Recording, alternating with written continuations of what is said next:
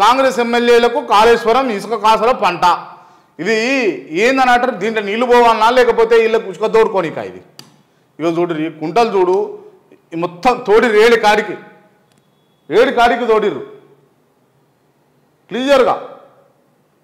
కాళేశ్వరం చుట్టూ హిటాచీలు పెద్ద పెద్ద లారీలు ట్రక్కులు ఎందుకండి దాంట్లో పారే నీళ్ళతోటి రైతులు వ్యవసాయం చేసుకునేందుకు కదా కాళేశ్వరం కట్టుకుంది, లేకపోతే మీరు ఇసుక తోడుకునేందుక?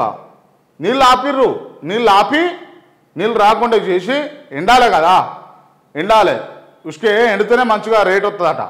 సో ఉసుక ఎండినాక వీళ్ళు కొట్టుకొనిపోతున్నారు డైరెక్ట్ ప్లాస్టింగ్లు అంట. వీళ్ళ కోళ్ళు ప్లాస్టింగ్లు ఉంటాయట, అవి ఉంటాయట, ఇవి ఉంటాయట, ఏమేమో నానా రచ్చ.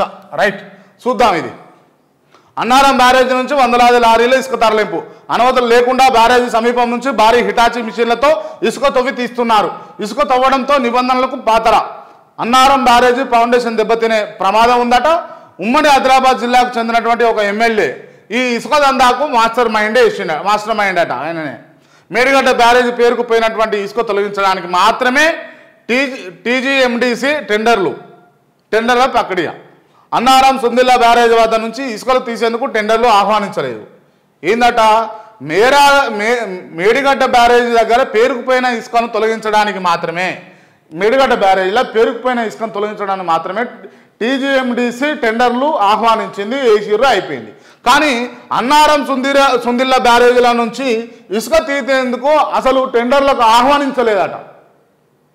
అన్నారం సుందిల్లా కాడ అసలు మీరు ఇసుక తీయరు నాయన ఇక్కడ ఓరుకొని పోరు అని చెప్పలే. ఆయన కూడా ఆంచెల్లి ఇసుక రవాణా జరుగుతూనే ఉంది. లారీల కోసం అన్నారం బ్యారేజీ దిగువన ఏకంగా రోడ్డు నిర్మాణం. రివర్ బెడ్లోని ఇసుక తోడేస్తుండటంతో పడిపోయినటువంటి భూగర్భ జలాలు.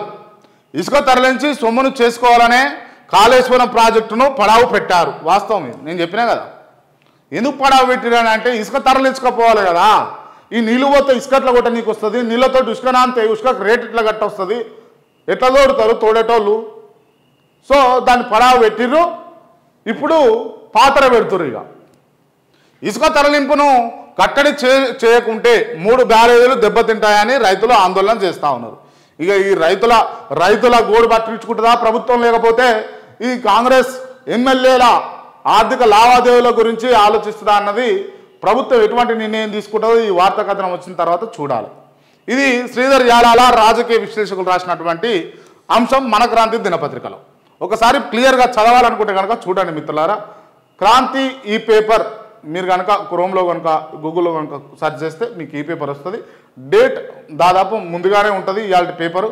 ఒకవేళ మీకు కనిపించకపోతే డేట్ సెలెక్ట్ చేసుకొని డేట్లో మీకైతే ఖచ్చితంగా వస్తుంది. క్లియర్గా రాసిన దీంట్లో చూడండి మీరు.